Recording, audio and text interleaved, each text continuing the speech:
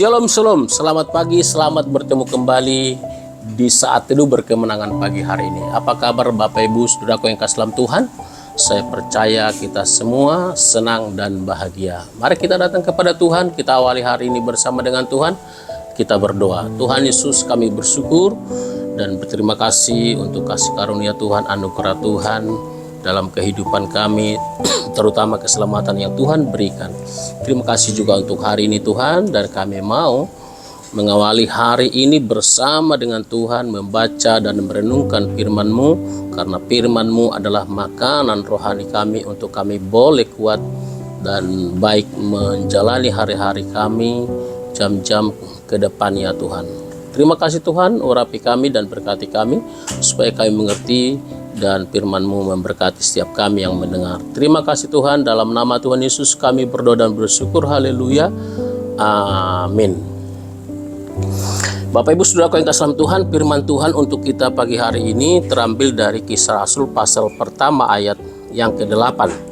Demikian firman Tuhan, tetapi kamu akan menerima kuasa kalau Roh Kudus turun ke atas kamu, dan kamu akan menjadi saksiku di Yerusalem dan di seluruh Yudea dan Samaria dan sampai ke ujung bumi. Tema firman Tuhan hari ini adalah bersaksi dengan kuasa Roh Kudus. Bapak Ibu saudaraku yang kasih dalam Tuhan, kita jelas ya membaca ayat ini, tetapi kamu akan menerima kuasa kalau Roh Kudus turun ke atas kamu, dan kamu akan menjadi saksiku. Saudaraku yang kasih dalam Tuhan, saya sederhanakan menjadi Tuhan akan memberi kuasa kepada kita, yaitu kuasa untuk bersaksi, untuk menjadi saksi. Untuk menjadi saksi, menurut ayat ini kita harus menerima apa yang disebut dengan Roh Kudus, kuasa Roh Kudus.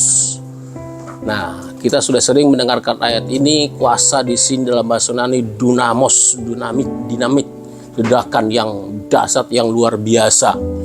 Dan kata saksi dari bahasa Yunani itu martis, itu seorang yang memberikan kesaksian dari pengalaman pribadinya sendiri, bukan kata orang, ya, bukan semata-mata mendengar, tetapi dia sendiri mengalami. Saudaraku yang kasih dalam Tuhan, kuasa yang dahsyat untuk bersaksi ini diperlukan oleh gereja Tuhan, diperlukan oleh saudara dan saya. Untuk apa? Untuk menjangkau jiwa-jiwa, untuk memenangkan banyak jiwa. Saudaraku yang kasih dalam Tuhan, mungkin kita bertanya atau mungkin masih bingung, seperti apa kuasa bersaksi itu? Kita langsung lihat saja seperti yang dialami oleh Petrus. Kalau kita baca di pasal yang kedua, di situ terjadi peristiwa Roh Kudus, di mana murid-murid Yesus yang berkumpul di suatu tempat, mereka dipenuhi dengan Roh Kudus, mereka berbahasa-bahasa roh. Nah, itu antara lain adalah peristiwa Roh Kudus dicurahkan bagi gereja Tuhan, bagi orang-orang percaya, dan orang-orang percaya dipenuhi dengan kuasa Roh Kudus. Kuasa Roh Kudus. Dan salah satu dari murid itu bernama Petrus. Latar belakang Petrus, kita review sedikit bahwa Petrus seseorang yang menggebu-gebu, tapi dia seseorang juga atau seorang murid yang mungkin bisa dikatakan pengecut ya. Nah, seorang yang menggebu-gebu ketika Yesus memberitahukan dia akan mengalami penderitaan, dia berkata, itu tidak boleh terjadi. Nah, kalau ada yang coba-coba membunuh Yesus, membuat Yesus menderita, saya maju duluan gitu ya. Nah, saudaraku yang kasih dalam Tuhan, tetapi ketika Yesus diadili di hadapan Pilatus pada hari itu, ada orang yang melihat dia dan berkata kepada Petrus, ini kan seorang murid Tuhan Yesus. Saudaraku, kita tahu peristiwa itu, bahwa sampai ada kalimat yang mengatakan, sebelum ayam berkokok 3 kali engkau sudah menyangkal aku. Petrus menyangkal Yesus. Saudaraku yang kasih dalam Tuhan, nah, Petrus sama sekali tidak punya keberanian mengaku murid Yesus, apalagi untuk bersaksi.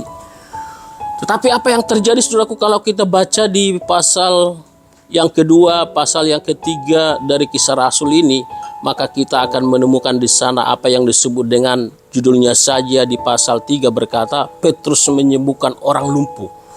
Petrus dengan lantang berkata, aku tidak punya emas dan perak, tapi aku punya nama Yesus yang bisa menyembuhkan engkau, kurang lebih seperti itu. Dan orang itu disembuhkan oleh Tuhan. Oh, dalam nama Yesus engkau sembuh.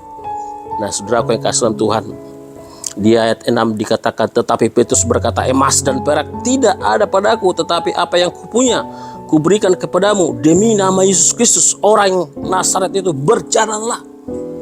Nah, dengan lantang, dengan berani, dengan gagah berani, Petrus berkata bahwa nama Yesus, nama yang berkuasa, nama yang menyembuhkan, dan orang itu menjadi sembuh. Saudaraku yang kasih dalam Tuhan, kuasa yang diberikan oleh Tuhan Yesus kepada saudara dan saya, kuasa untuk bersaksi itu seperti apa? Dalam masih pasal yang ketiga ayat 11 judulnya berkata, khotbah Petrus di Serambi Salomo. Kita tahu peristiwa ini, saudaraku, 3.000 orang bertobat ketika Petrus berkhotbah, ketika Petrus bersaksi menyampaikan kebenaran firman Tuhan. Saudaraku yang kasih dalam Tuhan, ini salah satu contoh saksi hidup, saksi yang mengalami sendiri bagaimana dia bertemu dengan Tuhan, bagaimana dia mengalami kuasa Roh Kudus. Dan Tuhan mau, saudaraku yang kasih dalam Tuhan, itu sebabnya firman Tuhan ini diingatkan bagi saudara dan saya hari ini. Ya, kamu akan menerima kuasa dan kamu akan menjadi saksiku di Yerusalem, di Yudea, dan sampai ke ujung bumi.